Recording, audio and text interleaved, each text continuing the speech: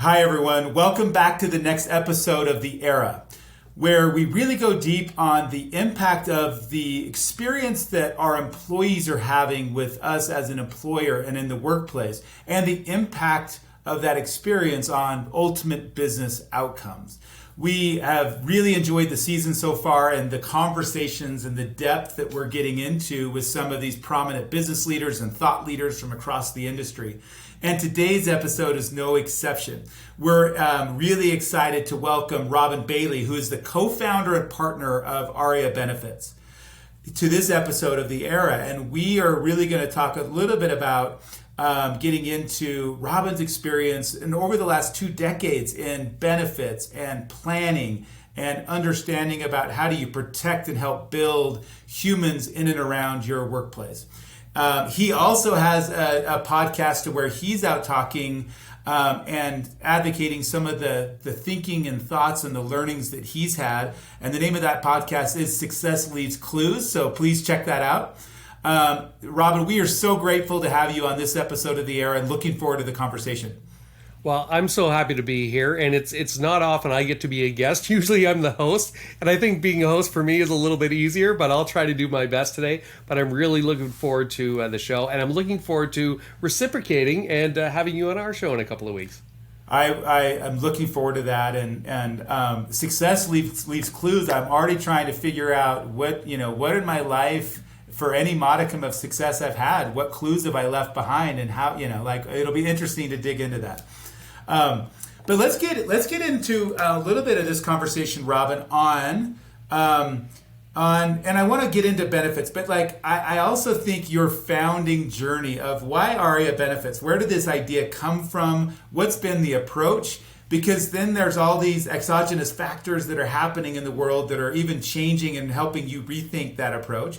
But let's start with why Aria Benefits. How did this come about?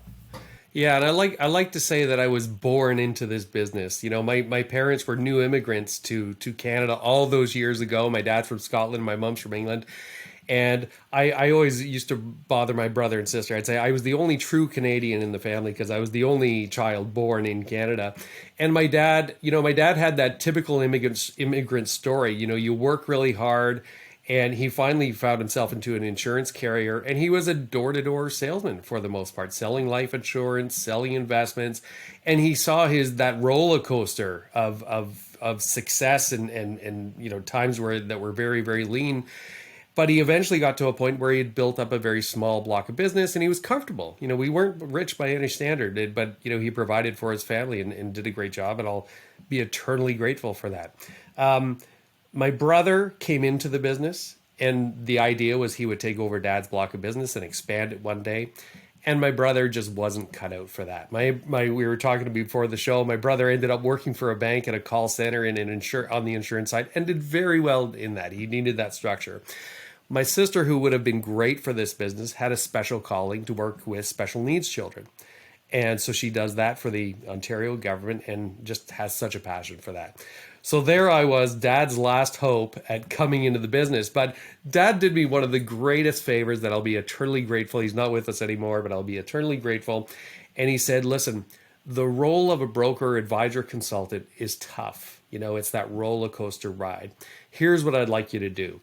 I can get you the interview to become an employee benefits specialist. It's a salaried role. You work the inside of the insurance carrier, and you are the person, at the time it was a dual role, and I was the person responsible for building employee benefit plans, building pension plans, and supporting agents and brokers. And Dad's advice along the way was cut your teeth here, get all your education, and then eventually when I get closer to retirement, we'll have a chat. And years ago, I think we're going back to 2003, I did what I call my MasterCard commercial, or the MasterCard commercial trip with my dad. So remember the old MasterCard commercials, and they list out, the cost of this and the cost of this, but the experience was priceless. So I went back to my dad's 50th anniversary of the school where he went to a little town in Dunblane, Scotland, and I met about 50 of his mates. And I heard stories about my dad on that trip that I've never heard in my life, and I would never, ever repeat to anyone, including my mom. But it was wonderful. It was just a wonderful bonding experience. And Dad came back and he said, you know what? I think it's time to hang up the skates. You can tell I'm Canadian. I'm making hockey references already. I love it. I'm right there with you. So it was time for Dad to hang up the skates. And I had one of those opportunities that I think is a rare opportunity that not a lot of people get. I got to work with Dad for a short period of time, to me, which is priceless. But I took over Dad's block of business. And because I had always worked on the employee benefit side, working with founders, owners, chief people officers, HR folks, I enjoyed that environment. So when I took over Dad's block of business, life insurance, investments, a lot of kitchen table meetings, which I just wasn't used to. And I'm in the elevator one day with another fellow that I was working with, and he was very good on the financial planning side. And I said, geez, all I want to do is employee benefits. I don't really enjoy this side of the business. And he kind of looks at me and he says, well, I don't like the group side. So the light bulb went off. We figured out pretty quickly we had the same vision for the type of company that we wanted to build. And he wouldn't tell me. He said, I've got a third guy involved, but I'm not going to tell you yet because I got to talk to him and see if there's a fit. So I knew this particular fella and who he hung around with, and I knew he hung around with two people. And I said to myself, if it's one person, I'm in. I'll join the company. If it's the other person, then I'm out. So of course we host an offsite meeting. And I walk in, and there is what is today Joe Ferreira, one of my business partners. And I knew at that moment I was in. The fellow I was talking to is Al McDonald. That is my other business partner. And we launched Life and Legacy Advisory Group with a fourth partner who he ended up buying out because just wasn't a fit for him. And we still talk to him, and we're still friendly in the industry, and he's doing quite well. But we launched the company back in 2005. And I was responsible for employee benefits and any kind of pension business. And then I have two other business partners. One runs financial planning and estate planning, and the other living benefits. So critical illness, long-term disability, that sort of thing. So away we go, launched the company 2005, and just had really good success, very supportive clients. And 2005 to 2017, growing the company, feeling great. I won't lie, there were times we wanted to pull our hair out, and luckily I've managed to keep a little bit of it still. And, I was preparing for the partners meeting at the end of 2017, and a couple of things occurred to me. I had written things down over the years in books about goals that we wanted to accomplish. And one thing that struck me was the power of the pen, and writing things down that had seemed kind of impossible at the time had come to fruition. And it come true. And I thought, well, that's really cool. I'm going to share that with the partners. And then the other part, I looked at the team that we had built, and I was very proud of that. And we had really good people and really good culture at our company. I said, well, that's something else I can share. And then I looked at what I was responsible for, the employee benefits block that we had grown over the years from 2005 to 2017. And it was very substantial. We would be one of the bigger brokers in the GTA. So I went into that meeting and I said to the guys, I shared all that information. And when I shared the part about, hey, we built this substantial, I said, imagine if we actually told people that we do benefits and that we're really good at it. And I said it with a half smile on my face. But I think the light bulb had gone off for those guys. So that's where Aria Benefits was born. And I actually created a couple of problems for myself right out of the gate. As soon as we launched Aria Benefits, we had two challenges. Life and Legacy Advisory Group had established itself as a really reputable name in the greater Toronto area, since 2005. So I said, how do I catch up? Because this is a brand new brand. It's not going to be recognized. Sometimes that works against you. Hey, are you just new in the industry? So I knew I had a challenge there. The second challenge, when we started going out with different brands on our business cards, I would get from clients that we shared, both of us did business with, oh, did you break up from Al and Joe? And I thought, oh, that's going to be a bit of a problem. So to solve the first issue, I thought, you know what? I'm going to start a podcast. And here's a guy who had no idea how to start a podcast. So of course it's onto YouTube. What do I need to record a podcast? Okay, I got through that part. What do I need to publish a podcast? And, I really had zero expectations of where it would go. I thought my wife and maybe some of my friends would download it and give me kind of a be nice to me. And it was really surprising how well it resonated with people. So within the first month, it was downloaded in Ontario and a couple of other provinces. By the next month, into every Canadian province across the country. in the beginning, and I don't manage all that anymore, but we were into 16 states. Now I understand we're into all of the states being downloaded. And now we have a global reach. I mean, you name it, Wow. Finland, Sweden, South America. I have no idea what someone in Finland is doing listening to the podcast, but I'm glad they are. I'm hoping, I kind of think in my mind, maybe it's another broker looking for ideas about how to run a podcast. But during this time, before all that happened, it was working. I mean, the branding was working. That brand was getting really well known in the GTA.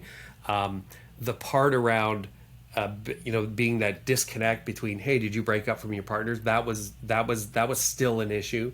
So I had to figure that part out. But the branding was going well. So it was at this time my business partner Al said, hey, your podcast is doing really well. I want to start one for the life and legacy side. And again, because I still had that disconnect, I said, well, I think I have a better idea. Why don't we come together? We'll co-host one. We'll put all the branding together. People will see us and hear us together all the time, and they'll know. And ever since then, it's solved the issue. Now, something really unexpected happened. I've known Al. I've partnered with him since 2005, but I've known him probably about 10 years prior to that. And because we know each other well, I think we just flow really well. So as soon as I think it was about 3 or 4 episodes in, we started doing those podcasts together. We won a top 20 of 2021 for North America for the podcast. And it was going well and growing. But of course, you got to always be evolving. As you know, running a company, you always got to be thinking about the next shot and getting better and learning. And I said to Al, and we talked about Success Leaves Clues at the beginning. We know a lot of great people, and there's a saying and I stole it from Tony Robbins. Success Leaves Clues. It was the old saying he used to say: if you want to be successful, find someone successful who in your space, model their behavior, their beliefs, do what they do essentially, and you'll reap similar rewards. Well, my brother, since passed away sadly last year, I used to steal his CDs, and Success Leaves Clues always stuck out to me. And I thought, wow, I'd love to do something along those lines. And I said to Al one time, I said, we know all these great people. Like Brad, if you were in my circle at that time, I probably would have approached you, because we know all these interesting people, leaders of companies that are doing really cool stuff. And man, they seem like they got everything under control. Let's talk to these people. So we go on to do an experiment to the Success Leaves Clues series. And we talked to Vince Danielson, who used to be, he's just exited the company. He was acquired by Maple, but he was running a virtual healthcare company here in Toronto as a CEO.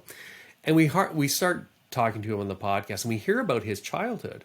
And he ran into some health issues. And you can listen to the episode if you want to hear more about what that was and the challenges that he faced. I'm not going to talk about it here, but he ran into some serious health issues as a child. And him and his mom in that moment decided no one was going to dictate how his life turned out except his family. And it's this great story, and he goes on to tell us how he played for the Calgary Stampeders. That's the CFL for all our U.S. listeners. Not quite the NFL, but we're trying. So he plays for the Calgary Stampeders, wins 2 Grey Cup championships, becomes the CEO of a very successful company, and subsequently exited. And we released that episode. Oh, and by the way, in that episode, he talked about what he did every morning. He practiced 10, 10, and 10. And when I asked him about it, he said, from the moment I wake up, I practice 10 minutes of gratitude. I journal for 10 minutes, and then I meditate. And because we were recording this early pandemic, his family started, because they're all home, his family started getting into it. And he said, it's been how much it meant to him. So we released this episode. He said, if it doesn't work, we'll just go back to our normal podcast. Well, the amount of people from, you name it, like the business community just reached out because they heard him talk about, imposter syndrome. Oh my God, I feel like that too. I don't have things figured out, but people think I do. So there's a lot of pressure there.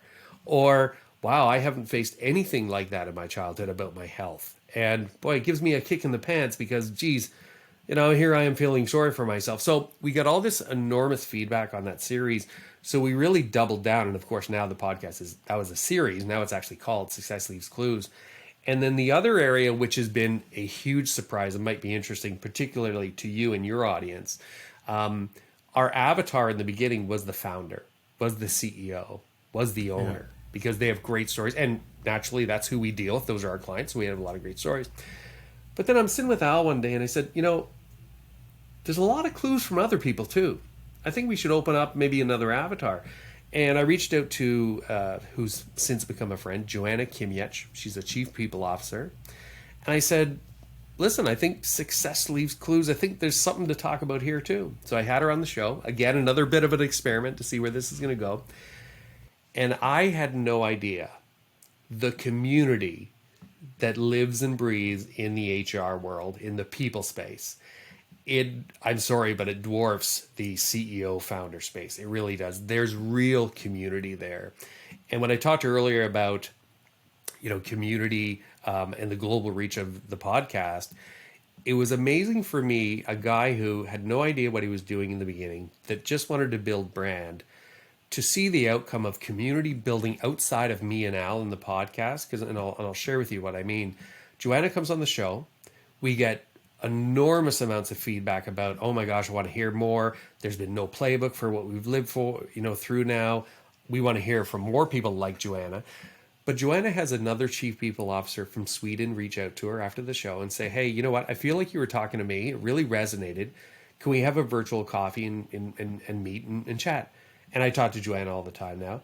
And apparently they're colleagues now. They share ideas back and forth. And, for someone, again, who really had no idea where this was going to go, and even if it was going to do anything, to see that community building has been really, really rewarding. So where we are today, what does Aria mean? I mean, Aria has always been, right from the get-go, when I first dreamed it up, it was our deeper commitment to our employee benefits clients.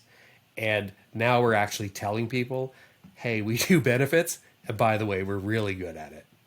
And Robin, I mean, what an amazing founding story through kind of current reality that you've done and you've experienced. And I think there's so many lessons in there. And, I agree with you on the HR community. I think these are a group of people that are navigating in uncertain times in a really unique and compelling way. But something you said at the beginning of your journey really jumped out at me. You used the language with your partners at the moment of creation of Aria Benefits. You said, imagine if. And I think that the language of imagine if is a powerful way to phrase anything that comes after. Because so many times as humans, as people, we limit ourselves because we lack imagination. We come up with all the reasons why that thing shouldn't happen. For us, we're a software company, so we often think about different software that we could create that could solve big problems. And to start with the imagine if. Our product teams sometimes use the how might we language that is very similar to where, what does it do? It gives you permission to dream, to hope, to create. And I just think, because you used that early, and then you told me about all the journey that happened over the next few years about how you created and what you did. And I think it all started with a great question. And Brad, I love that you said that, because, and I'm smiling because I'm thinking, not that we're in the office all that much anymore, maybe 1 day a week, 2 days a week, but in the boardroom, pre-pandemic, the kitchen, I had printed out the logo for Aria Benefits, and I wrote in pen, and my writing isn't very good. I should have been a doctor, but I had written this all started as a dream, and my partners are very used to me going away, and I think that's really important. Getting away from the business, because I find it very hard to be creative while I'm in the business, but I'm incredibly creative once I'm a step away. So when I'm on vacation, although my wife says, please don't think about work, it's default. I can't help it. That's where all my creative ideas come from. And I'll often come back to my partners and just blah, like here's all the information. And one of my partners operates as our CEO, and he's very good at connecting the dots, whereas I'm very good at throwing the dots on the screen, and then he can connect them. But one of the things that I did during this time was, and you might have read the book, but it's about writing your vivid vision, and it's about saying, here's where we are today. if I hop into a time machine and I jump out 3 years from now, specifically, what does that company, what does our company look like in terms of benefits and in terms of support, in terms of office, and like in terms of clientele. And that was a really important exercise for us to go through, and it was a pivotal moment for our company, because we had built the company to a certain point where, as the partners, we were all very comfortable. Lifestyle was great. You're not working 80 hours a week. And I remember being nervous about writing that, because it was going to be one of those pivotal moments in life. And I said to my wife, I was in Aruba. I was sitting at one of my favorite places in the world. I was sitting in Aruba writing this, and I had to read it for a few times. He just said, well, you have to know. You have to know where your partners are on this, and you have to be okay with what the answer is. So I go into the boardroom super nervous. I'd taken it out to the local shop to get it all done properly and present it to the guys. And just silence. I said, here's where I want to go. And I said, guys, I started this company with you. I'm going to end this, exit this company with you one day. And we can continue on this trajectory if we want to. I'm happy with that. That's fine. But here's an alternative. And the alternative was to kick it up a notch and take it to the next level and really serve at a higher level. And again, it probably wasn't that long. It seemed like a good couple of minutes, and my partners are looking at each other, and I won't use the expletive that he used, but he said, heck yeah, I'm in. And from that moment on, I mean, we've just been growing the company.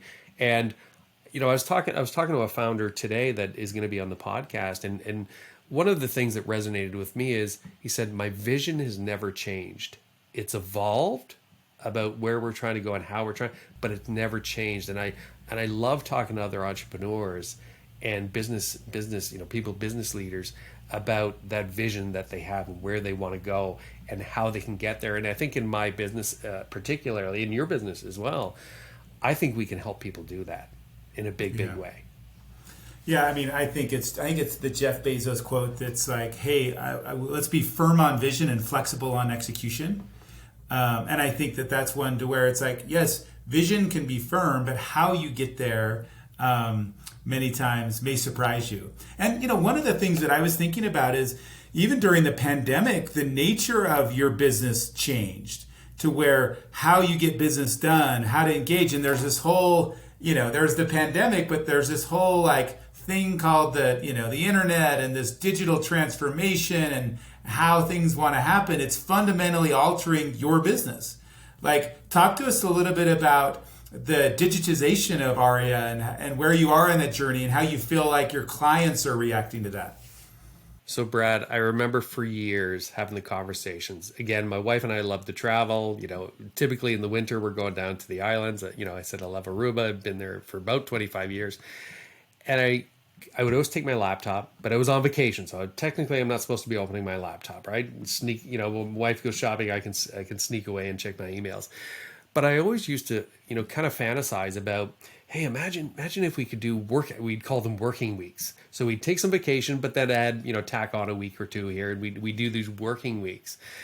And it was all a fantasy, right? And then again, I don't want to downplay COVID because it was obviously very serious and a trying time for everybody. But I'm one of those people. I always try to find the silver lining in everything, and that is the one thing for me that came out of COVID, because I still remember my very first client where all of a sudden everything had closed down, and you went through the same thing.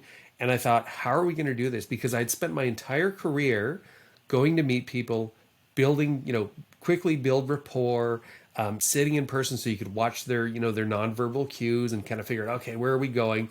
To overnight, now we've got a prospect every step of the, so I went from prospect, and I remember this client, prospect, chemistry call, discovery call, sales presentation, maybe one or two, enrollment, onboarding, and now subsequently 2 renewals.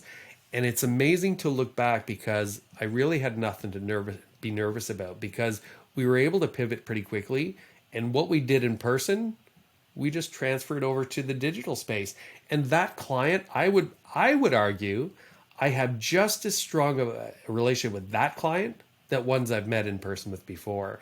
So as soon as we figured out, this is going to work, we leaned in hard to technology. I mean, one of the things, if you go on my LinkedIn, one of the first things I did, the little emoji with the little guy behind the computer, I went and added that to my LinkedIn page and put remote first immediately, just so people knew. And it's funny, I thought, obviously not that bright, but I thought I was going to get all this time back because I'm not driving into Toronto all the time, and I'd have time on my hands. And unfortunately, the opposite has happened. The team that I work with has just booked. Usually, it's back to back to back to back to back all day. So it's funny how that time has just been taken up. But from our standpoint, I think we're serving people at a higher level now. I mean, it's a lot more efficient. I think we can serve more people than we used to, and because we had these limitations on got to drive to this appointment and drive to this appointment, and geography often took account for that as well. So I think we leaned in hard, and I'm glad we did, and we'll continue to do that. And our clients have really enjoyed that. And I do want to come back on remote and the impact on employee experience with remote work. But let's put a pin in that, because I do want to touch on, you've been in business for a long time, have been inside of countless businesses, helping them with their benefits and their people. How do you, Robin, define the ideal employee experience? Like, what does that look like in your words? So I'm glad you brought up the fact that I've been in a lot of companies, right? And that is one thing I'm going to miss, to be honest, Brad, because over the 20 odd years I've been in the business, every company I'd walk into, especially if it's the owner, let me show you around. They're proud of what they built. So I've had tours of dog food companies, like box companies, software, like you name it, I've been in. And it's interesting, and I've had this conversation with a lot of people over the years. It's interesting. I've seen a lot and experienced a lot of corporate cultures, and some are great and some are terrible. And when you dig into it and find out, okay, why is this one great and why is this one, not so great? And of course, I look with a lens around employee benefits. But what I found quite often is the ones that are great have started with fundamentals on the benefit side, especially if it's a new company. Like, let's not get the richest plan out there and then have to peel away, and maybe because the experience has been great in the first year. Let's have this plan. Let's communicate it really well. As the company continues to grow and we're profitable, we'll continue to add things. So at the end of that 5 years, everyone's feeling great. There's a great corporate culture. Now, the opposite is true too. I have seen those plans that they started out super rich. They've had to scale back because the first year was tough. And, people don't take as kindly to that. So it's no surprise that at the end of the 5 years, that corporate culture isn't so good anymore. So, I think that's important. That is something I'm going to miss, but I think it's important to realize what makes that culture, work. When you talk about the employee experience, for us, it really starts with the employer experience. Because if that experience isn't on point or isn't delivering that 6-star experience, you're never going to get to deliver that employee experience. So, we were going through an exercise recently because we were trying to identify, let's redo the website, let's rebuild our messaging, and we were trying to identify what's most important for our clients. And honestly, we struggled for months because we're thinking, well, maybe it's this. No, maybe it's this. No, I think our messaging should be this. And we had one of those, epiphany moments one time, say, well, why don't we just ask them? Because why are we guessing what we think is important to a client? Because we could miss the mark and we're not delivering value to anyone. So we were kind of nervous about asking ourselves because we thought people seem to like us quite a bit. So I'm not sure they'll give us candid answers. So we actually hired an outside marketing consultant, and that's exactly what they did. They interviewed some of our top clients, and went back. And some of the information you'd expect, like, they really like us, we're friendly, the personal touch, that sort of thing. But some of it was really surprising. And I think you'll find this one particularly interesting. One of or a pattern that we saw of the comments was, I like how connected you guys are in the industry. And when they were asked further about that, they said, well, geez, Robin's talking to everyone on the podcast. you name it, suppliers, interesting CEOs, HR people. You've really got your pulse on the industry. So that was an unexpected surprise. So from there, we'll go back and we'll retool everything on our end, of course. But just going back to the question around that employee experience, for us, it does start with, that wow experience for the plan administrator, whoever we're dealing with, that 6-star, 6-star treatment. Well, and maybe just one quick follow-up, because one of the things I get asked a lot is, okay, Brad, what is the role of benefits in my employee retention? Does it make a difference? Does it not? And you probably had this conversation countless times. What is the role of a benefits plan and a benefits offering in employee delight and retention? It's really important. It's more important than ever. And it's funny, I keep going back to the employer experience, but that's where my conversations are most of the time. And over my career, Brad, I mean, the conversations that I have were almost identical with everybody. I mean, it was always the same conversation. And then COVID hit, and people were very open to a very different conversation now. Things that we had talked about in the past that weren't important or necessarily that important were all of a sudden really important. So all of a sudden people, the long forgotten and neglected EAPs, people wanted to talk about those. Virtual healthcare has become table stakes for a lot of companies.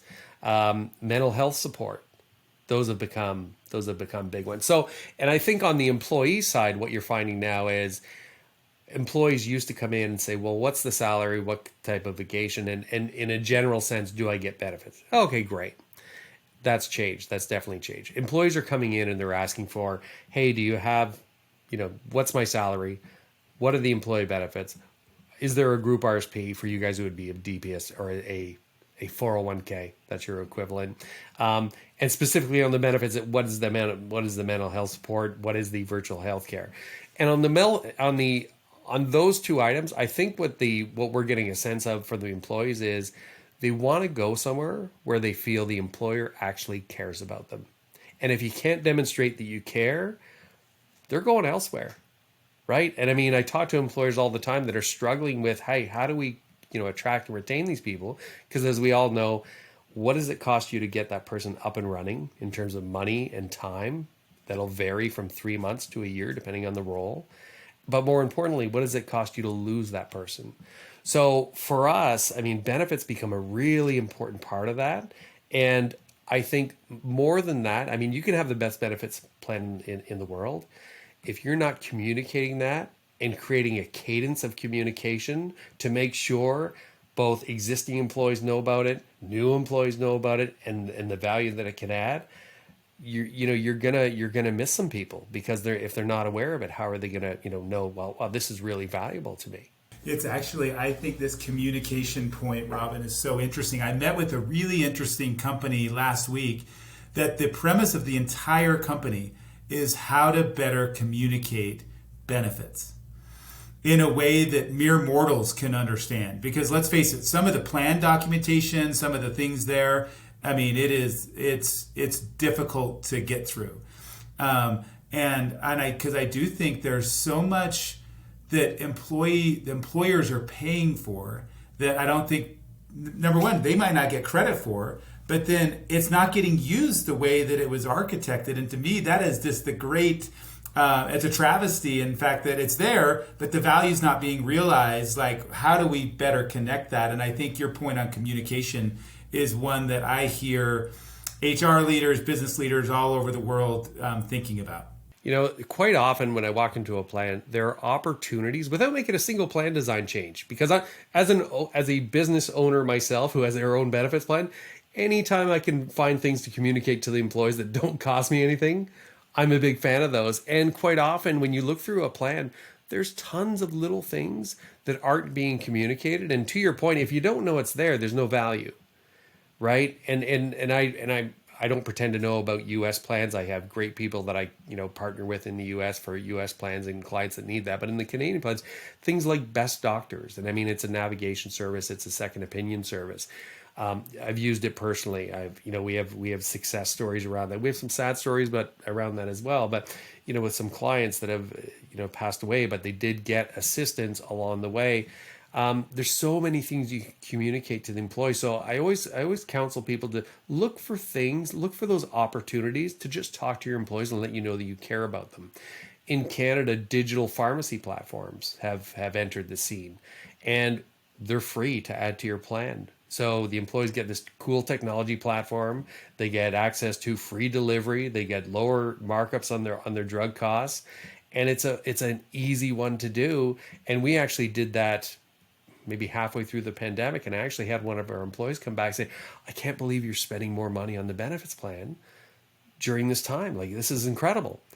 And I didn't share with them that I hadn't spent a dime, but thank you very much. I'm glad you. But it's about them, value. It's about value, and it said to them, "Hey, you care about me. Thank you." Especially during a time where some people didn't want to go into the pharmacy. They thought, okay, well, if I have this platform, it'll save me some time and effort and protect my health and whatever. Yeah. But you're right. There's value there. So, creating that cadence of communication is probably one of the most important things that you can do as an employer to make sure employees understand the value of that plan. Because if you and I go to the dentist tomorrow, separately of course, you're not necessarily thinking of your company. Oh, thank goodness we have the benefits. It's easy to forget that. So unless you're continually reminded of the value there, it's just going to slip by the wayside. I love that. So let's talk a little bit about this new remote world that we find ourselves in, that many jobs are being done remote. And I know there are many jobs that cannot be done remote. And I'm always grateful for the folks who are in the office, in their place of work, that are providing critical services for us in whatever communities where we live. But many roles are now being done remote. And I think about, what is your view of remote work culture? What is the role of benefits to remote teams? How does that challenge the status quo about how business leaders and HR leaders think about providing benefits in that environment? Would love maybe a quick couple minutes on remote work. Yeah, well, going back to Aruba, I'm a big fan of remote work. And everything keeps going back to Aruba. The Chamber of Commerce of Aruba needs to come on your podcast. That's what I'm doing in retirement. I think I'll figure out a deal with them. But no, I'm a big fan. I mean, I leaned into it. It's funny. I've had not arguments, but differences of opinion with one of my business partners, because he's a little bit older than me, and he grew up same as me in the face to face. And for his business, maybe the planning that he does is a little more intimate with people. So he's very much about face to face, and I leaned the other way into remote. And especially, I think that just lends itself to who I deal with, in the HR space, in the founder space, in the owner space. It's very people in that world seem to have adapted very easily to going digital. It's interesting in terms of attracting and retaining employees. I know a lot of companies, including technology companies, that are struggling to convince people to come back to work. Like, hey, we're just as efficient, if not more. We're happier, therefore we're doing better work. Why on earth would I come back to the office? And we struggle with that as well. Generally, we have someone in the office about once. They'll come in once a week. So depending on what day you go in, you might see one or two people. But that's it. The companies, it's interesting what's been developing lately, because at first it was remote work, and then it was work from anywhere in the country, right? And you saw some companies doing that. And then more recently, a company called Willful in Toronto, they've actually been on my podcast. Erin Burry is the CEO, brilliant woman. And they recently opened up to work from anywhere in the world, because they are an fully online company. And I was reading an article that she had written, and they have never had so many people applying for jobs in their history of running that company as they do now, because that freedom is there.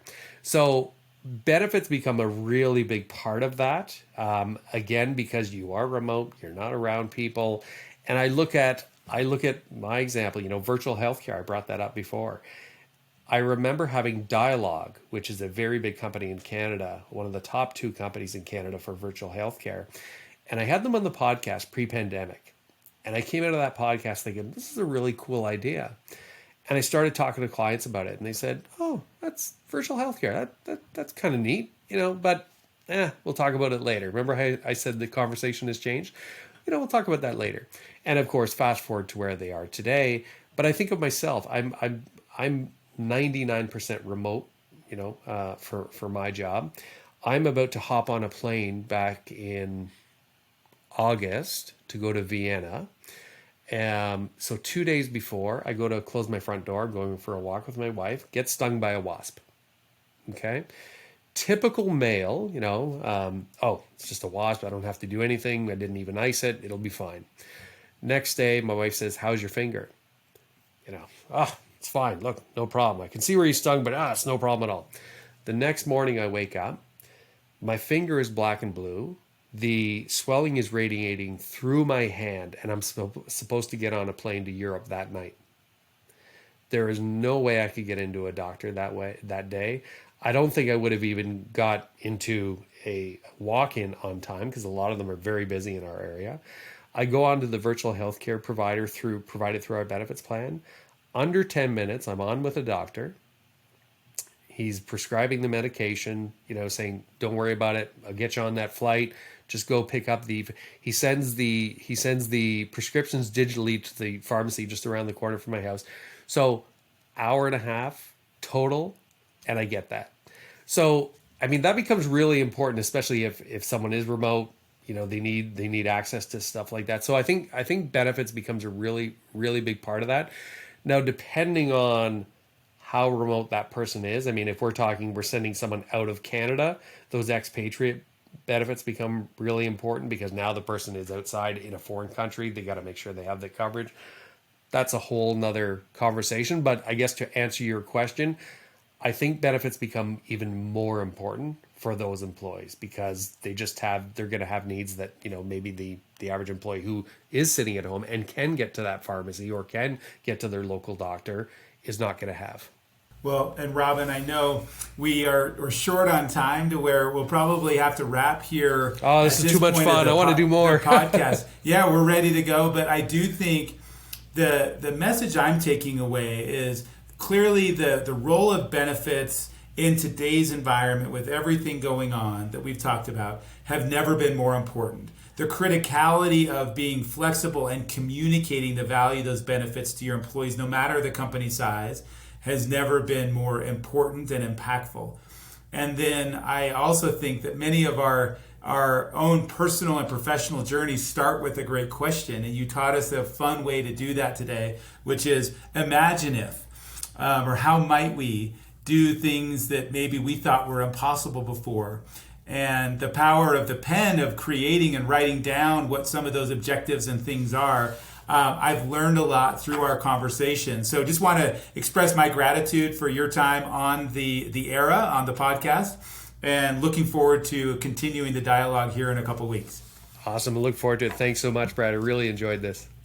Okay, and Robin, thanks again. And for all of you, thank you for joining this episode of The Era, again, where we dive deep on things that are reaching out and affecting people and employees in the workplace today around that experience and how that experience ultimately drives to better business outcomes as you focus and continue to create those type of experiences. So thank you for joining and look forward to getting together next time on the next episode. Thank you.